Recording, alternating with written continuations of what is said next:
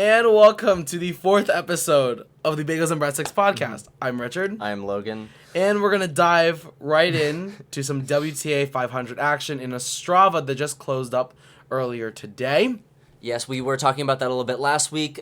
We had a lot of hopeful, great games in line, lots of interesting players seeded. However, it looks, we have the bracket in front of us, that there's a lot of upsets this tournament. Yeah. I mean, you can see, like, there was a lot. I mean, Iga Swiatek was the only seed that moved past the second round into the quarterfinals.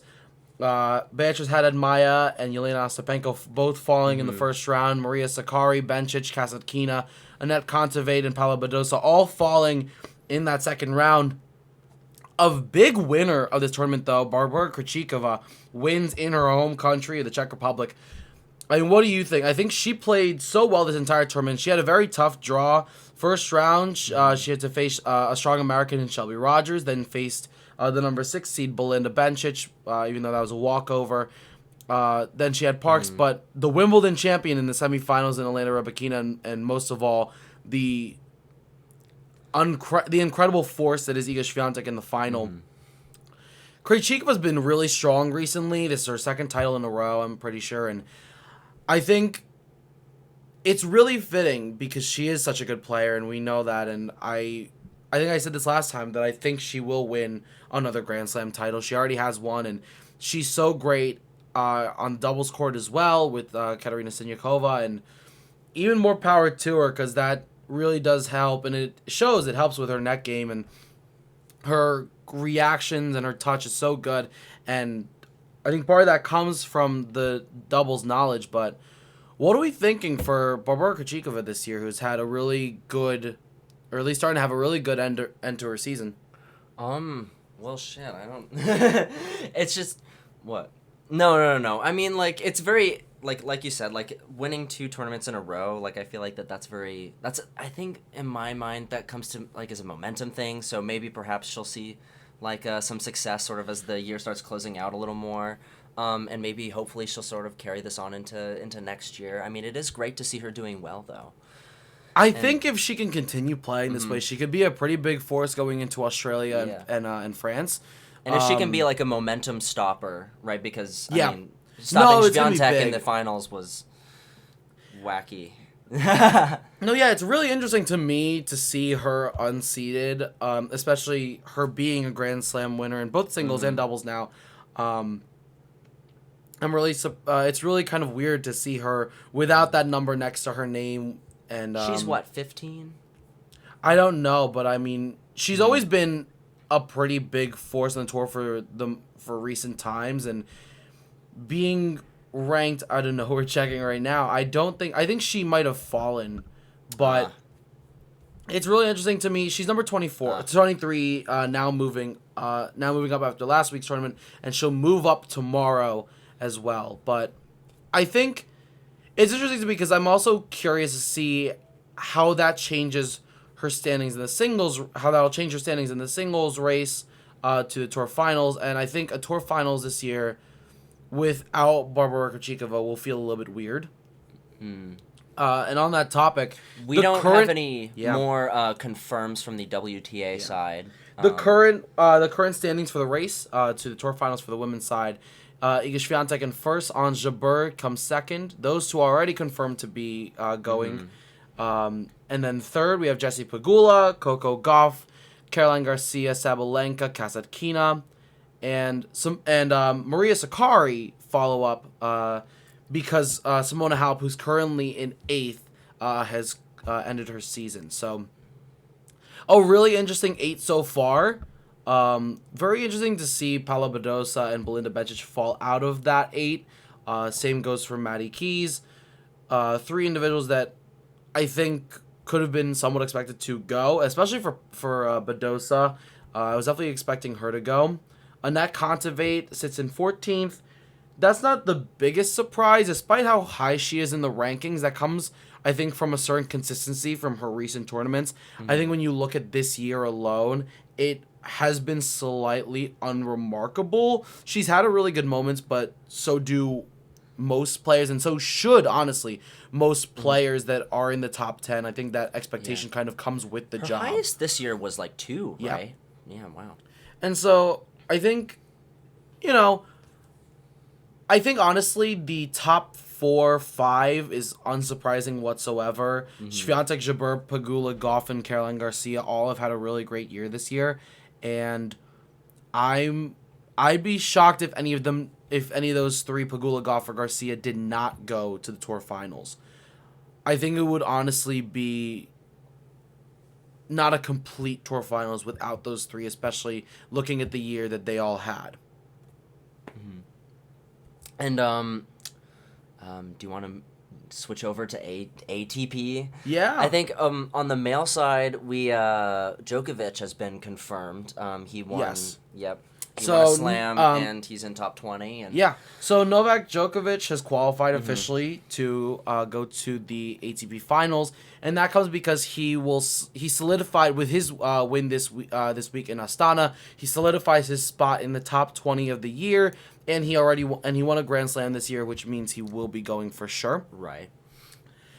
I am excited to see what he can do. Yeah. He I'm really super on excited. the topic of Novak. I watched him throughout the week, and especially towards the end of the week, he was playing as if he had never taken a break. His returns looked great as always. It felt like he never left.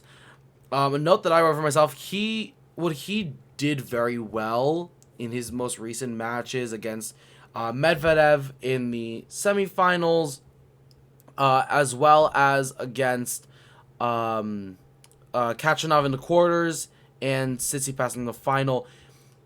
He does very well in the defense to offense transition, kind of taking himself out of the defensive position and moving it more offensive and being more aggressive, stepping into the court. He did that really well this week.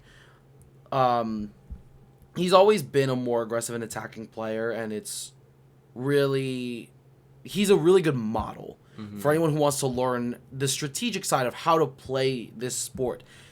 Like I mentioned, the defense to offense transition is so hard, but it's so important to execute well, because when you get put in that defensive position, it's really, really tough to bring yourself out of it. There were moments where, with both Medvedev and Tsitsipas, when they served really well, putting Novak in a really defensive position, Novak having to return a high ball. But he did really well coming out of that position, having good anticipation of where that ball was going to go, where that aggressive high ball was going to land, where to position himself, and how to hit the right angle, all of it together with good pace. It's really tough to do, and he does it very well. And that's instrumental, in him being able to perform like that, especially not having participated in U.S. Open, I think is incredible, but also a testament to, of course, his unnatural athletic ability. I mean, it's this guy. Yeah. I'm is rooting one for of him going into the ATP Finals. I want him to go for it. So I really want to, like I said, I really want to see what he's able to do. It's interesting because since Wimbledon, he's only done 2 events with the Laver Cup and in Tel Aviv, and he won Tel Aviv and Astana, so it's now 2 titles in a row. This is in Astana. Novak caps off his 90th career title. He qualifies for the Tour Finals, and when he goes, he's going to be trying to win his 6th Tour title of his career, which is crazy.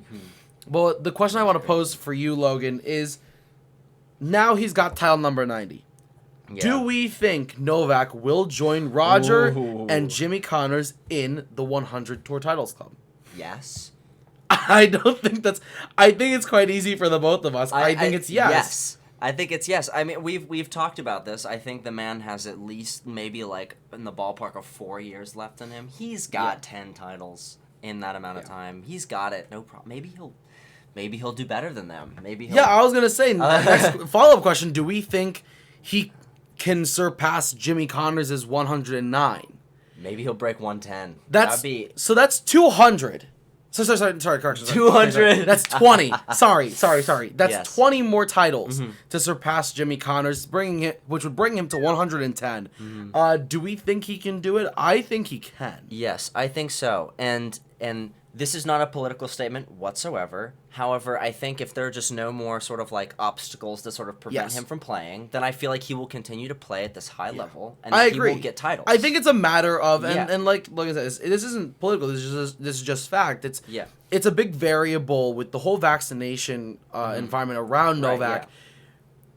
Like, how many more opportunities will he get? And of those opportunities, I think he can muster out 20 more, which is crazy to say. He can, yeah. But he can. But if he's already got 90, and his form has not dropped whatsoever. No, yeah. And I don't think that he won't make it to 100, let alone 110, unless some really extraneous variable comes into play. For example, as if he gets injured or something. But I think it's a testament also to Novak and how good he is for this conversation to even be there. Some other standouts from the week.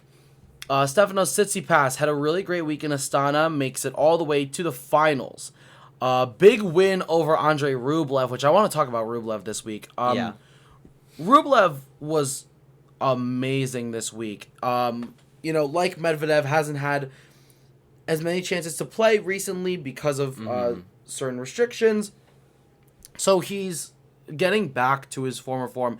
And the one thing that I always have loved about watching Rublev play, his shots from the back of the court, his ground strokes, his forehand always has been a forehand. Sorry, has always been a weapon. Oh, yeah. It's like a cannon. And so strong, so heavy. Like, so many forehand winners, and it's so impressive, really, to see the angles and the shot placement. I mean, so many winners that were just very well thought out shots, very smart, very well done. Really pushing that ball into the back court, which is super important always. Not allowing your opponent to really move forward and, reducing their time to think. But he played very well against Manarino, quick shout out, did very well this week, made it to the quarterfinals. But against Tsitsipas, I think his temper just got the best of him. Yeah. In 3 sets, that was a great match. 4-6, 6-4, 6-3. That was a great match from both sides. Tsitsipas has been playing very consistently. Like, I feel like his shots just... I feel like there's just like let's say a minimizing of errors. There's not as many errors as there used to be, and that's a really good thing for him. That is good. He needs that kind of consistency, I think. But I think just overall, just a very good tournament for these guys. Medvedev shocked me. Again, same comment as for Rublev. Very strong ground strokes. He's moving, like, this is something that I've mentioned before about Medvedev that I think is so impressive, is how well he moves. His movement is so good. Oh, it is. And especially for somebody of his size, like, right, yeah, the bigger guys, super tall and lanky, and you look at the bigger guys, the taller guys throughout the last few years. You look at a John Isner, you look at Kevin Anderson, and then you bring, maybe not as tall as them, but you bring Medvedev, who's also a very big, very tall guy. Stereotypical weakness is movement. Yes, but Medvedev does very well. What I really enjoyed, he does good coverage, and very good court coverage across the back of the court. Yeah, really good court coverage. What I really liked watching in a lot of the matches throughout this week is really good transitions into coming up to net and good movement, really good drop shot placement and drop shot use by a lot of the players this week, in both Astana and now moving into Tokyo, which was another really great tournament. Let's just see some standouts. I mean, we'll get to the Americans later because they had a worldly of a week. Yes. Shapo versus Coric was a really great match. Very well played from both guys in the semifinals, with Shapo coming out 6-4, 6-3. Shapo looked great. Played really well. Coric is a really good example of some really good movements up to net. He made the right shots moving up to net, but this is where I think Shapo really took advantage of his skill set, because he did a really good job getting to the ball and positioning it well. Had some really great passing shots throughout. So I have a lot of hope for Shapo. I'd like to see him continue to do well. But I mean, that's kind of what it is. I mean, he had to go on, and then he's he still loses. a very young player, so I mean, and then he's he got loses to Taylor Fritz. Taylor Fritz had a great tournament. I was about to say, we're talking about Taylor Fritz right now. We'll get to that later, but Tiafoe Fritz, All-American final. I was really happy. Yeah, we love to see an All-American final. Yeah. It's we don't get those too often. Yeah, nowadays. no, we don't. And yeah, I don't know. It gives me hope. It gives me hope. Yeah, hope is a good word. I mean, we sure need it. Yeah. I know, like, sort of, and we keep, this is like a motif of the podcast, is like how, like, sort of up in the air, everything's coming to be sort of with the ATP and sort of all the skill levels and, like, tennis levels of all of the seeds. But quite frankly, you know, the fact that there's more American contenders there, and this is just like a proof of that, and I like seeing that. I really have high hopes for Fritz or Tiafoe, for one of them to have a major by the time they retire. I think it's possible. You know, sometimes just things fall into place. I mean, everybody thought the Dominic team was gonna get a major, but look what variables it took. Like, not to discredit it, but look what variables it did take for him to get his title. Yeah. Novak's disqualification, COVID, right? No, that was 2020. That was 2020. That was. No one was in the stands for his final. Yeah, and especially, I mean, like, what is impressive with that, what was impressive with that win was, I mean, he had, like, a minor foot injury. Like, he had foot pain during that final and still was able to win. But my point is, when you take Novak out of the question, there are so many things that can happen. Oh, yeah. Yeah. We've seen so many things times. that can happen. I mean, look at this year's U.S. Open. Carlos Alcaraz versus Casper Ruud final. Who would have guessed? Yeah, no, I didn't. Wait, no Novak. Many people would have guessed. Yeah. But I just think that is also, again, a testament to how good Novak is. But I think that if, you know, you never know what variables could come into play. I don't think Novak's going to play in Australia. That's going to give a really great opportunity for a lot of guys to really break through. I don't think, and I hope, with all love to him, that I really hope it's not Rafa in Melbourne. I don't think so. I don't know, because you've got some really up in the air names that could really make a good charge for it in Tiafoe and Fritz and Alcaraz and Ruud. So many different players that could really make a good final charge. Medvedev looked great as well, so you never know. And with Medvedev, he hasn't been, like, looking, like, super on fire, like, recently, like, this year. Like, he won the U.S. Open last year, right? Yeah. And then seeing him, like, perform so well was great. Love seeing him sort of come back to that old shape again, when he was number one in the world at one point. Yeah. And then, but going back to Fritz and Tiafoe, they've had some outstanding performances this year. Yeah. So I think that their names are for sure. Taylor Fritz won his first Masters 1000 this year. Let's not forget at Indian Wells. And then he had, you know, a phenomenal Wimbledon run. But yeah, and let's talk about them both for a second. I mean, Tiafoe's U.S. Open run was something else. Yeah. Well, I think to mention Tiafoe's game, what I think goes so well for him, when you look at, I think, two very key parts to his success of recent, his serve and his forehand. And they both look a little bit unorthodox, but what I think you can really point out from them is the wrist. It's so loose. The wrist is so loose and allows for so much more acceleration, so much more power on those shots that he really took advantage of. You look at that match against, I believe it was, let me not mistake, against Sun Woo Kwon in the semifinals, who, shout out to him, had a great tournament. Did not expect him to make it all the way to the semis, but he played extremely well this week.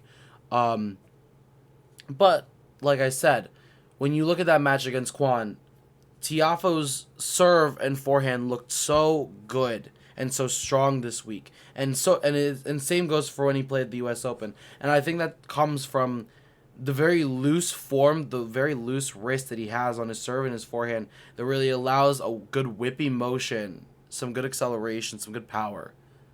So yeah. Oh boy. Yeah. No. Ooh, sorry, I was zoned out for just 1 second.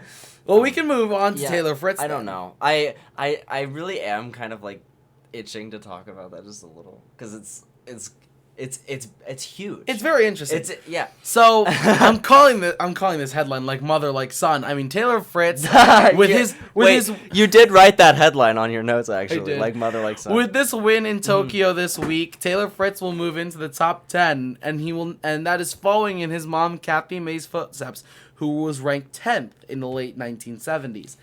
I personally was not aware until like. I had zero clue. Until I looked it up this week when I was doing my research. I didn't realize that I was like, dang. Fritz's mom, I knew that she was a player. I didn't realize that she was a former top 10 player.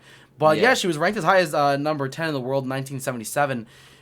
So now Taylor Fritz is moving into the top 10 following in his mom's footsteps. I think that's really big. Yes, and I know. Americans in the top 10. I'm really happy for him. I am really happy for him. It's really nice to have an American in the top 10 again. It's huge. Number 7. Honestly, it's huge. No, that's the race to Turin. Oh, I'm so stupid. Where is he actually? He's a... Wait, no. Wait. Let me explain why. It's not updated because remember the rankings right. So, I'm so silly. as of tomorrow, Taylor Fritz will be ranked 8th in the world. Okay. That's big. I had a heart attack. That's big. That is big. Americans in the top 10.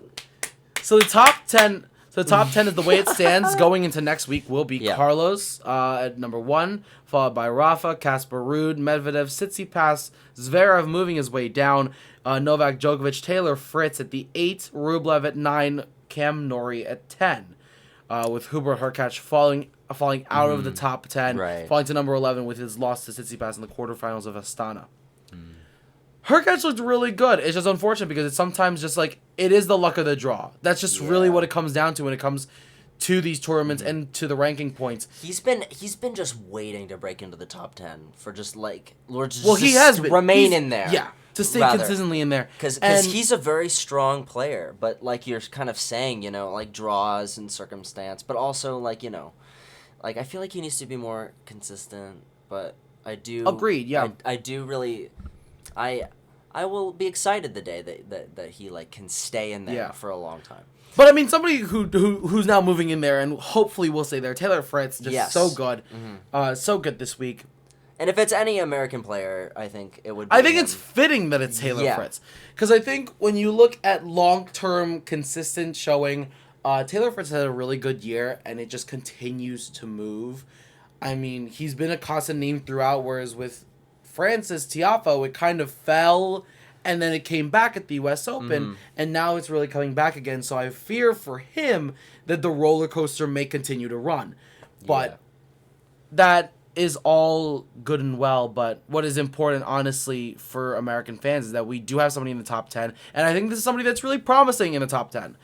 I think if anybody's going to win a Grand Slam, I think it will be Taylor Fritz for the Americans.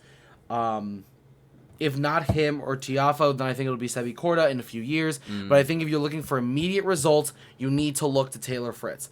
Very consistent, good ground stroke, strong, penetrative from the back, but also has good movement and knows how and when to move up to net, which is super important. Yeah.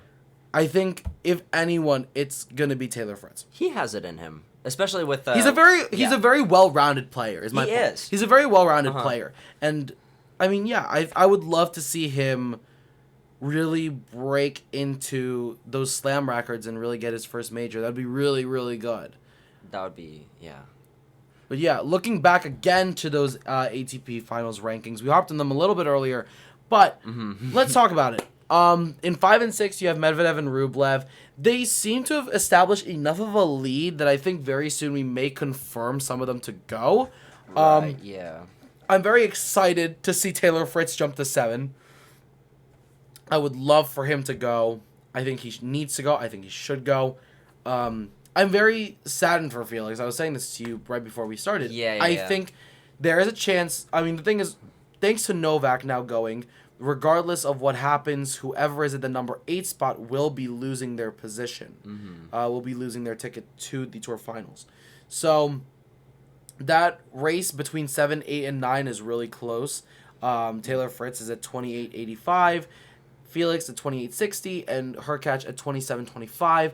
All pretty much within that 7th place reach. Mm-hmm. And technically speaking, they're also within reach to Rublev at 32.35 and Medvedev at 35.55. Yeah, but I think it's a little more unrealistic to see Rublev or Medvedev switch places with any of them at this point, because I mean, less tournaments. You know, we're reaching the climax of the year. We are, and all three of those players are like so within each other. Yeah. But like sort of like you said, like I don't know. Well, what Felix, needs to be Felix might mentioned not also- be.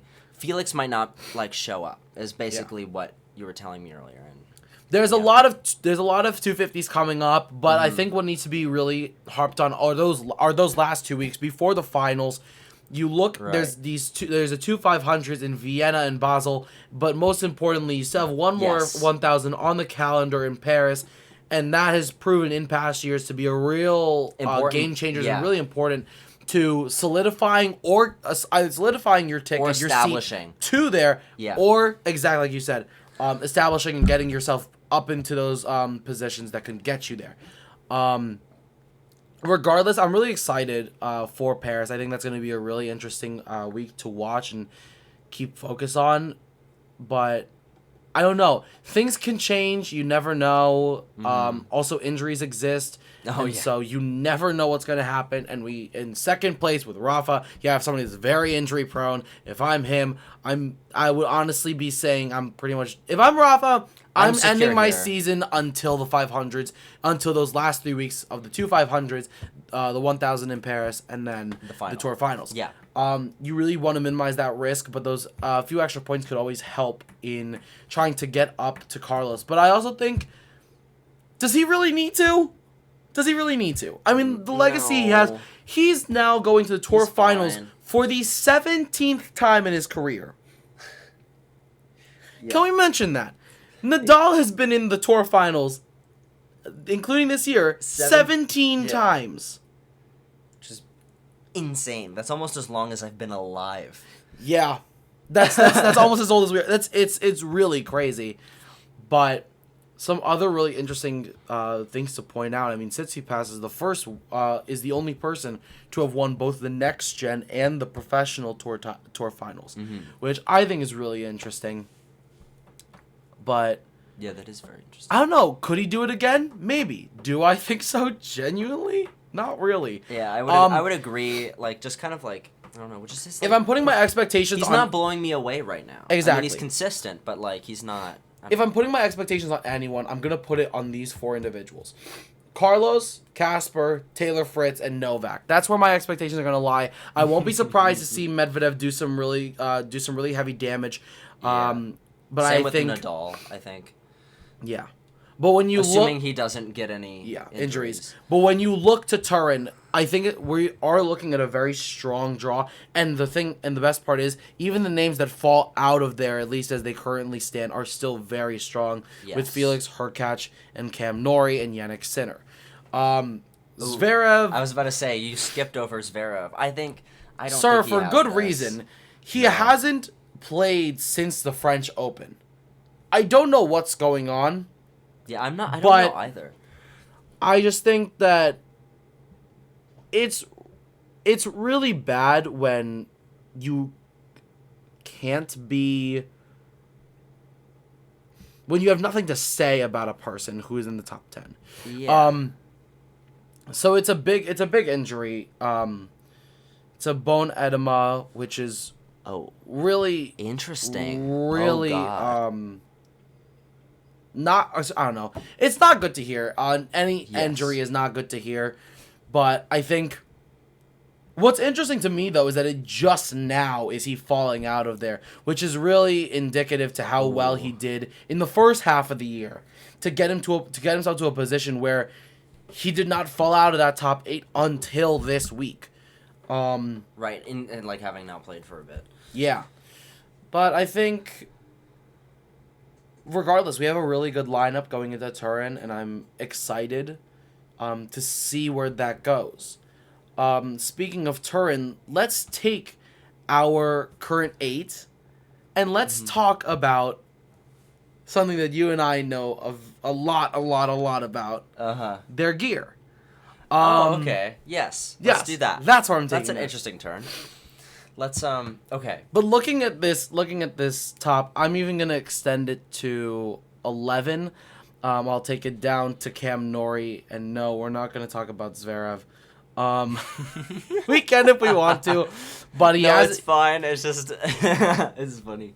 I mean, we most definitely can, but first off, Carlos Alcaraz and Rafa both use editions of the Pure Arrow. Yes, they do. Rafa using the standard version and Alcaraz using the VS version, which is really interesting. Yeah. I think that was also really good for the brand because nobody was really using the VS version until Alcaraz came out, and Alcaraz's most recent success really did bring a lot of traction and really boosted that Arrow VS to the forefront of the racket market. It's I think the Arrow is the like has generationally always been like a really popular racket choice. Always. I used to have one. You have one. No, I don't. You don't have one. I use a. I'm thinking you use a Pure Drive. I use a Pure Drive. And yeah. I don't know. Yeah. I like it. It's a great racket. It's really interesting. It's, I mean, 98 square inches. That's the first half of it. But also, we do need to keep in mind. That's 98 square inches? I thought it was 100. No, the VSs are 98. Oh, interesting. So, I mean, one thing that does need to be pointed out here is that obviously Logan and I do not know exactly what they use. No, because like there's they have pro like, stock stuff and then there's like the strings that they use. Yeah, I'm gonna harp on that when we get to Rafa Nadal. But he also uses it looks like he uses a hybrid of RPM power and natural gut, which is pretty common. The poly natural gut sort of mix. Yeah. The oh my gosh, exhaustion brain is not good for me right now. Oh my gosh, I cannot remember the name. Oh my goodness, I'll get there. Hybrid. There we go. Yes. All right. The hybrid. To have that hybrid string pattern of the poly with the natural gut is pretty common. It is probably the most common hybrid pairing out there, just because you get so much power and so much feel from the natural gut, and then you get the control and the spin from the poly. It's a really good combo because you kind of get the best of both worlds. But I think really interesting that he uses the Pure Arrow. Really evident because both him and Nadal play with a lot of spin. Right. So and like I hate to talk about me, but I know my playstyle has like a lot of spin, and I used to use synthetic gut and poly as like a hybrid kind of combo, and that worked for me very well on that aspect. So I don't know, but and I know Casper Ruud uses an E-Zone 100, I think, and he uses a blend of their strings. Forgot which. He uses the yellow one, Polytour Pro. Great string. Great string. That's personally the one that I use. I love Polytour Pro. I think it's a really great string. And last time I checked, he also used the blue one as part of the hybrid. I forgot what the blue one was called. It's Polytour Spin. Oh yeah. Actually, it's very common for Yonex players to have the combo of the E-Zone with the Polytour Pro. Casper Ruud does it. Nick Kyrgios does it. I believe. I would like to double check, but I'm pretty sure that Naomi Osaka also uses that combo.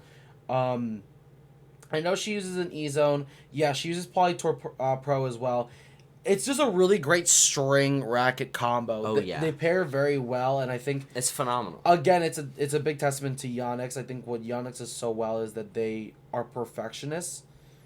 So it really does show in their products. I love Yonex products. Yeah. I am a proficient user of the E-Zone 98 myself. I have like a model that was like 2 years old, I think. But like I love the isometric frame and the smaller head size, and I started using Polytour Pro strings, and those have been working out beautifully. And I mean, Yonex, I have said to Logan multiple times that I've been very tempted to switch because if I have to switch away from my current racket, it would be to a Yonex actually full Yonex setup, which would be really interesting. But yeah, moving on to Rafa.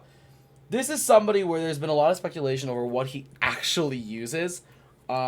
He does use, it looks like a full bed of RPM Blast, but the most common speculation is that his racket is the new paint job with the old Aero Pro drive underneath it.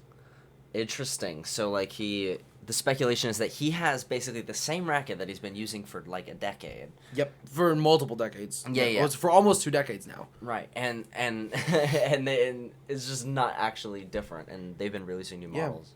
So to talk about, That's like, interesting. his racket history, Rafa started out using the...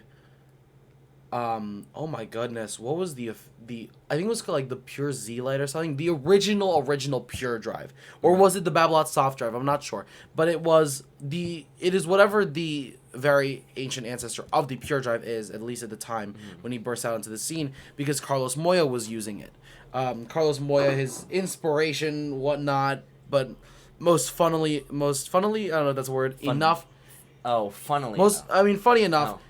His coach right now. But when he won his French Open in 2005 and started to burst out onto the scene, really, he partnered with Babolat and they made him his own racket, which became the Babolat Aero Pro Drive. Yeah. And then it just gone through a bunch of iterations, and then many generations later, it is now the Pure Aero. They've renamed all of their lines to be Pure something. So Pure Aero, Pure Drive, Pure Strike. But yeah, that Pure Aero, a lot of people don't realize the initial version was made tailored specifically for Rafa. They gave him his own racket family. Like, no one else has that. Like, the Pro Staff was not made for Roger. The Head Speed was not made for Novak. The Wilson Blade was not made for Serena. The Babolat Pure Aero was made for Rafa Nadal.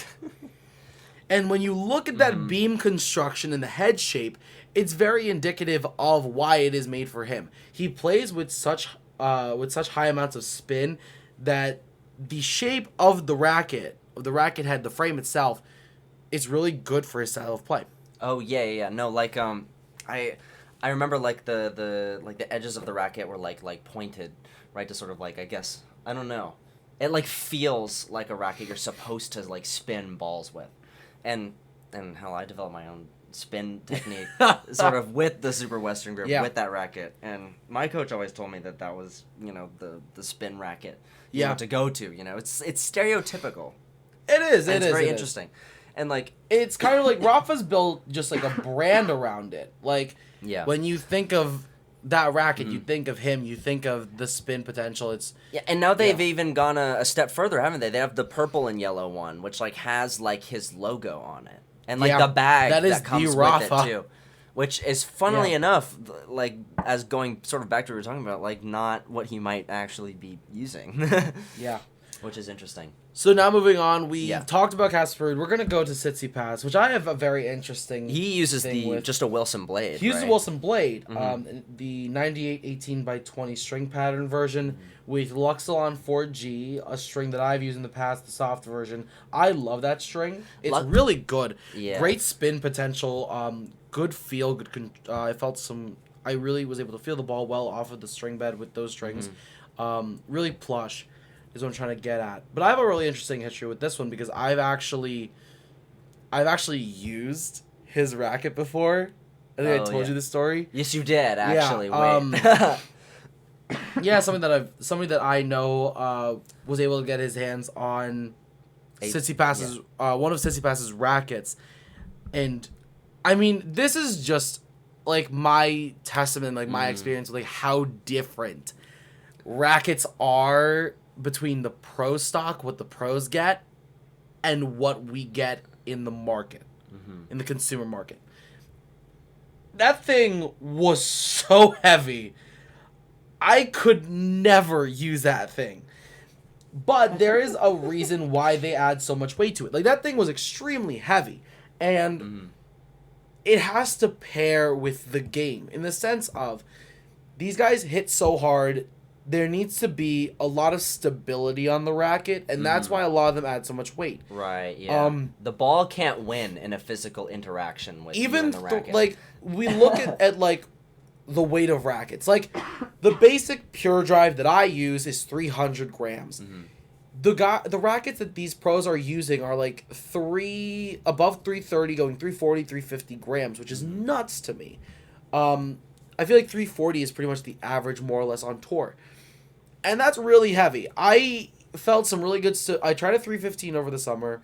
It was a Technofiber RS 315, which is yes, I remember you saying, which is slated as what Medvedev's racket is. It felt really good, had some really good stability, but Lord, it still felt a bit heavy because I was so used to the 300. But when you're playing against such heavy hitters and really heavy balls coming at you, you need like that stability to be able to return that power. And plus, having this strength of being like a trained player, you know, that's something you can like afford to do. Exactly. Is like size up in gram amount with your racket. And it's something that you'll like have to do, right? Like that's why they train that kind of aspect of their body in addition to, you know, cardio and whatnot. Yes. But speaking of Medvedev, we're going to move to him now. Yes. He uses the at least what is marketed as the Technofiber T-Fight ISO 305 racket. Just proof that sometimes like tennis like racket brands, they just get way too carried away with a name. Yeah, I was about to say. I don't think I've ever tried using a Technofiber racket. I actually really liked the Technofiber racket. It was really good. I personally liked the Yonex and the Babolat's more. I obviously love my Babolat because I'm now used to it. Like my favorite racket I've probably used so far, admittedly, is probably the Yonex rackets, the V-Core 95 and the EZO 98 and 100. But alas, I thought the Technofiber racket was really good. I felt some really good feel off of it. You could really, I don't know how you like accurately describe this, but you could really feel the ball really well. And there was some good control as well. But I think it suits his game well. Yeah, I was gonna say, is it too weird to say that like watching like his like strange technique and how he hits the ball, that like it sort of looks like this racket kind of does that? It's like large and thin, you know. Like him. I feel like him. Like I feel like his shots are very flat. Oh yeah. He hits very flat, and I think it's very indicative of the racket because you can get some really good power off of it, especially when you weight that up. You have some really good plow through, like he does. You can really hit deep into that court. So I think overall a really good racket. He uses Razor Code 16 in there as well. I think really good overall, but I think also pretty indicative of the way that he plays per se. We'll move on to Andrei Rublev, who uses head rackets. I was going to say, what does he use? He does use a I head. believe he uses the Gravity, I want to say. I know Zverev uses the Gravity. Yes, and so does he. Oh, he does? Yeah, okay. Rublev also uses the Gravity Pro. That honestly annoys the heck out of me, like the Pro and Tour, and like, can we please just get a universal name for that thing? Yeah, I don't even know what the difference is. I know the difference is between like the There's no lighter difference ones between Pro and and the Tour. Pro and Tour are like just the heavier, the more weighted up versions. Oh.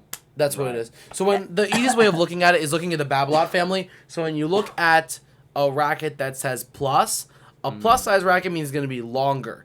When it says Tour, that means it's going to be heavier.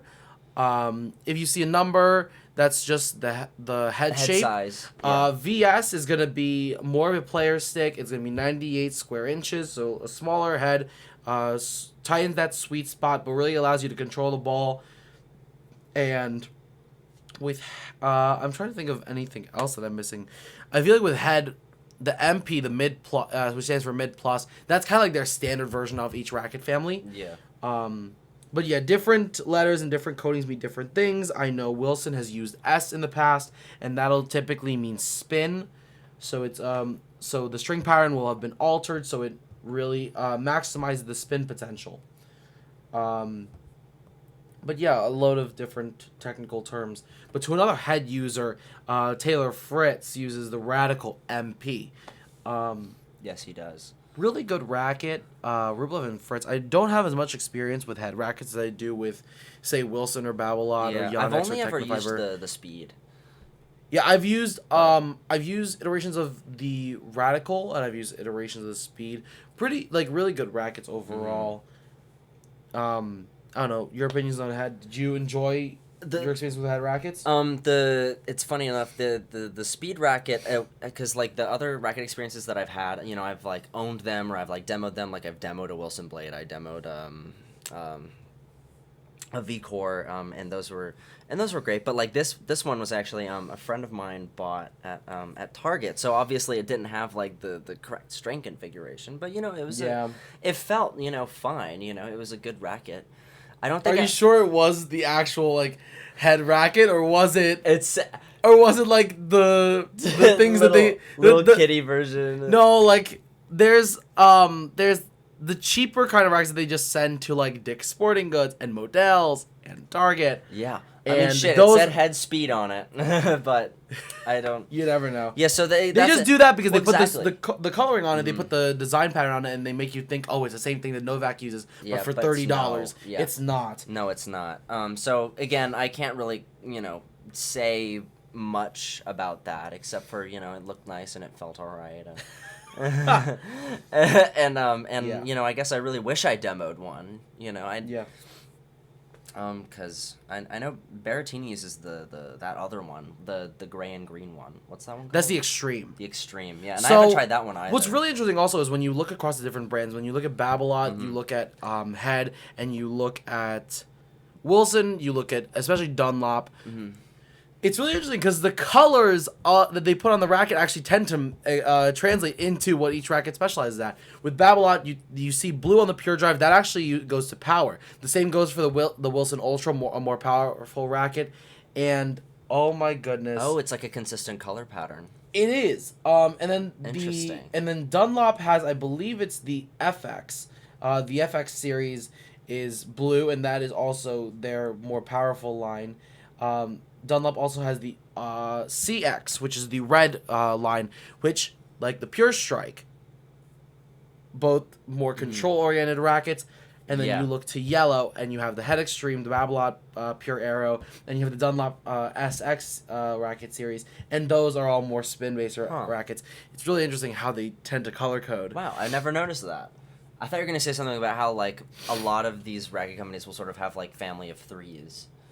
No, it's actually only Babolat and Dunlop that pretty much have done that consistently, where they only have three main families. You look at Wilson, you have the Clash, the Blade, the Pro Staff, the Ultra, and they had the Burn, and those are multiples.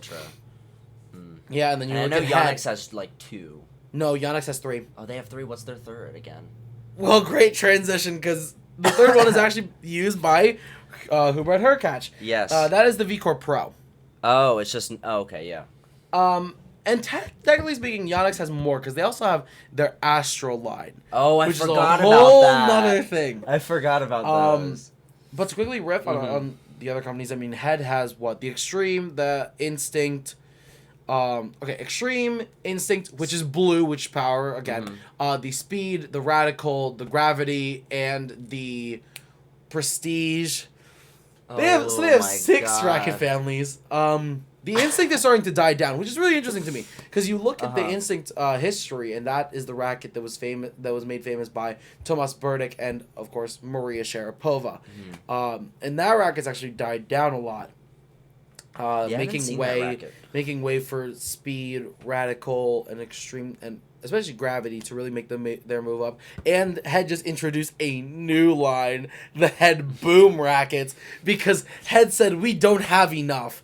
Yeah. Head Boom was a really great racket. A lot of kids that I coached this summer actually either used them or made the switch into the Head Boom. Oh, that's cool. They really liked it, which I found really interesting. That is the racket that Coco Gauff uses. But to go back to Hurkacz for a little bit, with that V-Core Pro, I liked the V-Core Pro. I preferred the V-Core and the E-Zone, but I can see the appeal to the V-Core Pro. So, I don't know. I don't know. What head size is it for him? It's a 97. It's a 97. I like the 97 head size. It's also the same. It's also the same racket family that's used by. I know Wawrinka uses it. I believe. Doesn't Shapo? Francis Tiafoe use it? Or does Shapo just use a normal V-Core? Shapo used to use a V-Core. He now switched to the E-Zone. Oh, did he? He did. Oh my goodness.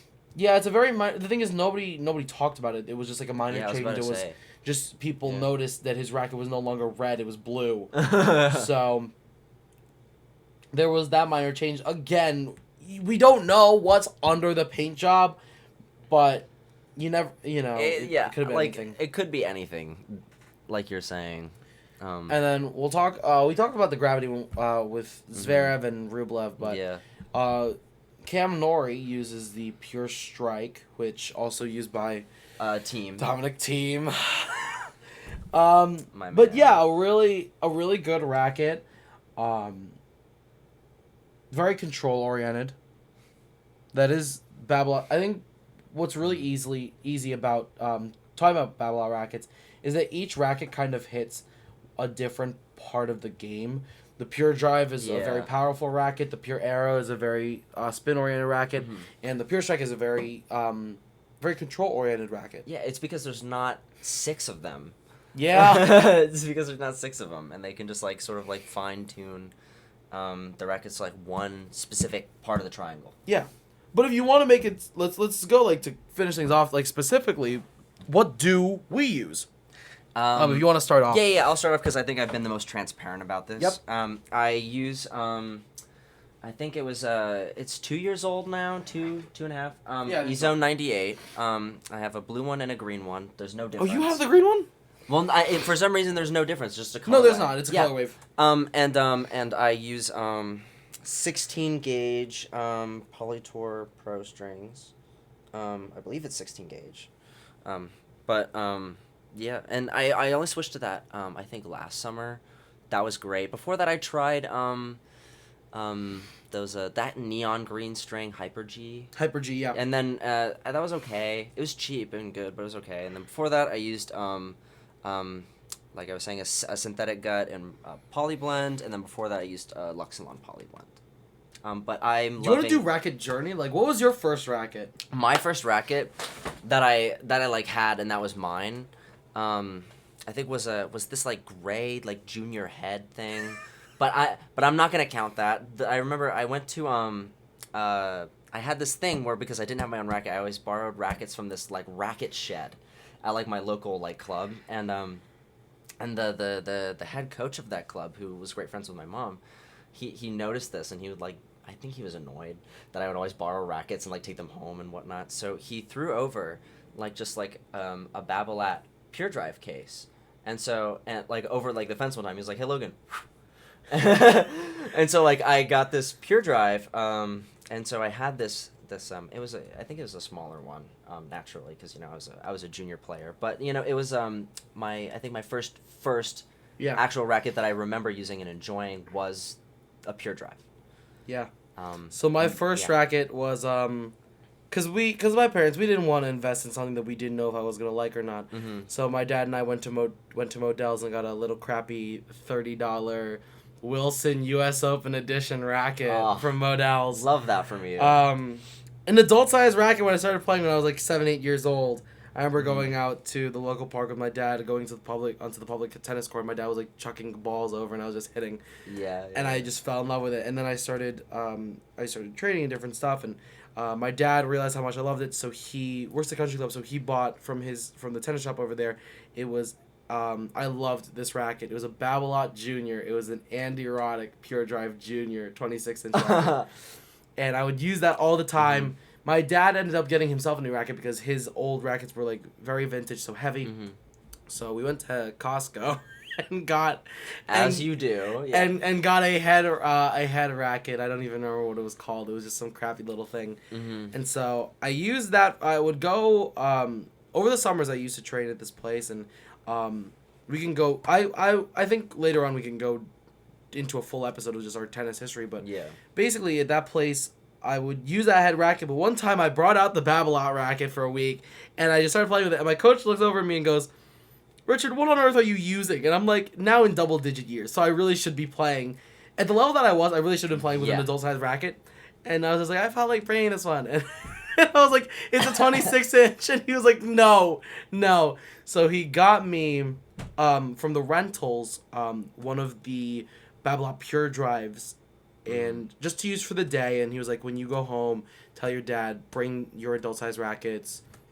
And so I really liked it, and I was like, and I talked to my dad, and my coach and I were like, I'm starting to get really serious. Maybe I should really invest in it. And so I got the 2015 Pure Drive. With my first strings ever in there were natural gut. Your first strings were natural gut. Yeah, they came with the racket. Oh, look at you. They came with the racket. Because I was just saying, because I remember asking the guys who strung it up for me, I was like, what should I be using? It's my first racket. And they were like, oh, let's give you natural gut and let's see how you respond to that. If you like it, if you don't, and if you don't, we can move from there. Just like, let's give you this really expensive. And it came with the racket too, so thank God for them. Yeah. No, but I started really getting into gear, started really getting into rackets, so I started studying and knowing my stuff, and I've been using the Pure Drive ever since. I currently use a 2018 Pure Drive. I have a 2021 in my bag. It's phenomenal. So after the first set that I ever had, that was actually Wilson Natural Gut.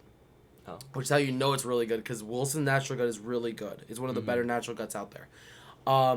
Like I said earlier, I tried the V-Core 95 and the E-Zone 98 and 100 over the summer. I loved those rackets. If I had the money, I would have switched to those. Those are really great rackets. But they're expensive. Yeah. All rackets are expensive. As far as strings, after the natural gut, I ended up talking to one of the stringers, and before I really understood strings, kind of saying like what I wanted and what I was aiming for, and I took on 4G soft, and that was my main string for a long time. I loved that. I still love that string. Just it costs a lot. I would switch to Hyper G, which is what I used last year. I liked Hyper G. A little stiff. Yeah, I agree. A little rough, but it's cheap. But it was cheap, and it also. But at the same time, I felt like I had really good control with that string. And then I switched. On a whim, I just randomly 2 summers ago, I tried to learn how to string, from somebody, and again, we can get into that later on. But that time I was like, hey, do you have Hyper G? And he said, no, I don't. The guy who was teaching me, but he said, I have this thing that I think you might like. That's how you found out about this? And he brings out a reel of Yannick's Polytour Pro, because he was because we were just chatting, and we were like, how do I play? Yada yada. And he was like, I think you might like this. And he pulls out Polytour Pro, and I've been using it ever since. I love this string. It's phenomenal. It's such a good string. I love it. Where to begin? Number one, it feels plush. It's soft. It doesn't screw with my arm too much. Yeah, I get a great pop. I have good control. Exactly. It's really good pop. It feels good off the string bed. I think that's part of the thing is you will know when you like a string based off how it feels coming off the string bed. If you like how it feels, you know you've got something there. Some things just might not work for you. Like if you have natural gut, it may feel good, but also like your shot may be flying because of how much power it has. Or if you have a poly that's like maybe stiffer, you may like feel something weird like a kink in your arm. Or you may feel like you're not getting enough power, or or like too much control per se. Right, yeah. If that's a thing. But with Polytour Pro, I really felt good. It's interesting that we both use the same string. Yeah, which is funny. Did we make good pop, really plush, great feel. I like that it gives me a good blend. I feel like it gives me a good blend of power and control. A bit more on the control side, which is what I need. Using a racket like a Pure Drive, and I think the same goes for you with an E-Zone. Yeah. Very powerful rackets need something that's a little more control-oriented to kind of balance it out. Especially with, like, my, like, spinny play style, like, serving is a lot better with this than it was with any of my previous strings. That's another thing. Really great. I feel like there's really great spin potential. And I finally am hitting with a lot of spin, which again we'll talk about that later. But I think I think this is probably my favorite string I've used thus far. Yeah, and I don't think that'll change. I have tried. I've been using this for a year. Yeah. I have tried the combo when I tried out the V-Core Pro. Sorry, the V-Core 95. That had a full bed of Polytour Fire in there. Sorry. Was it Polytour Rev? No, I think it's Polytour Rev. Yeah, it's the red one. Yeah, I think that. Yeah, okay, I know what you're talking about. I really liked that one. It felt really good.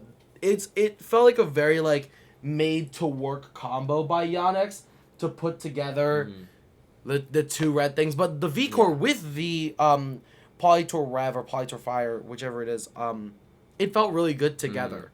That's why I originally turned to the Polytour Pros, because I had the E-Zone, and I had was switching all these strings out, and I was like, well, why don't I just try something made by the company? I mean, it should pair well, hopefully, and a lot of pros who used Yonex used it, so. It's really funny because I keep getting advised to go to a Babolat string, and I still have not gone to a Babolat string. I don't think I've ever used a Babolat string. They're just a little bit costly. But the thing is, you have to pick the right string, and there's so many different iterations of RPM that it's kind of hard to figure out the right one. I've been told to go in 20 million different directions, and at some point when I get the funds to keep switching out strings, like a pair of socks, then I'll get there.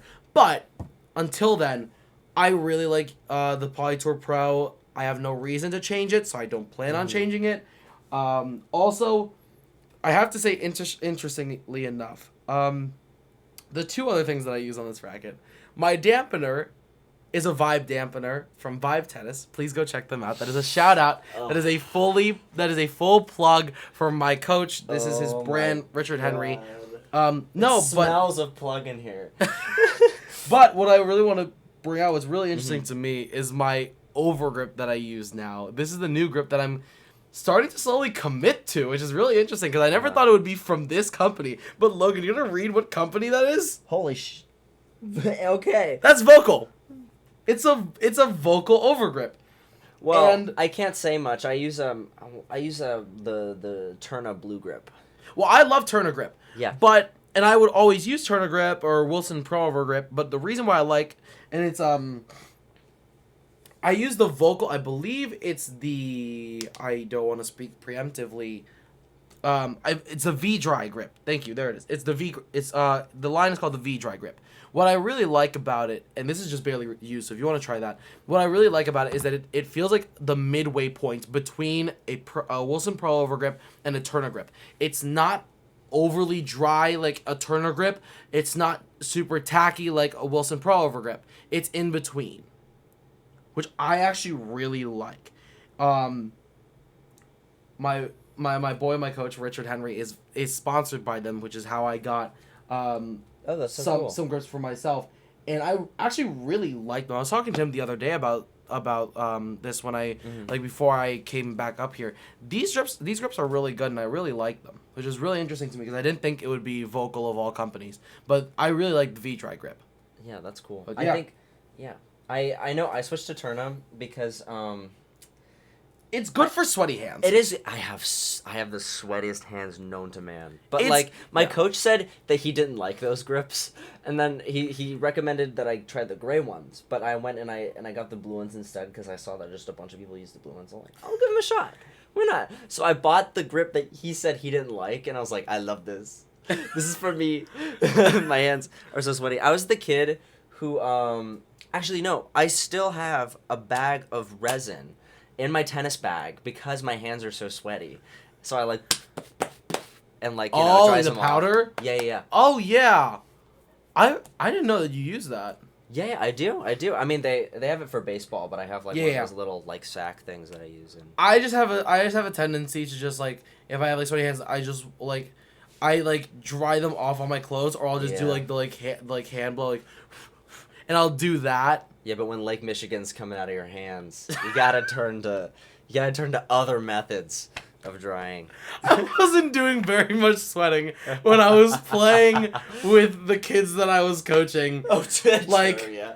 Some of them were able to give me somewhat of a run for my money, so I at least got to try a little bit harder, and I got to that's good. Do certain stuff, and I think that'll be a really fun episode. I think I need to do an episode of the Coach Rich episode, or kind of let's do that. Deep dive into our personal experiences with that. But no, yeah, I personally really like my setup. If I was to change anything, I would change the frame. But is there anything that you would change with your setup? I don't know. I still think I'm kind of here and there on using a dampener. I'm currently using one. I like the E-Zone 98 and the string combo too much to switch off of it, I think. If anything, That's fair. I just get a more modern version of the 98. That's to fair. Try that out and see how that works. But other than that, I think I don't know. I'm pretty solid and happy with my setup. Yeah. And with that, that's all we have for you guys this week. So thank you guys for listening, and we will get you guys next week. Laters.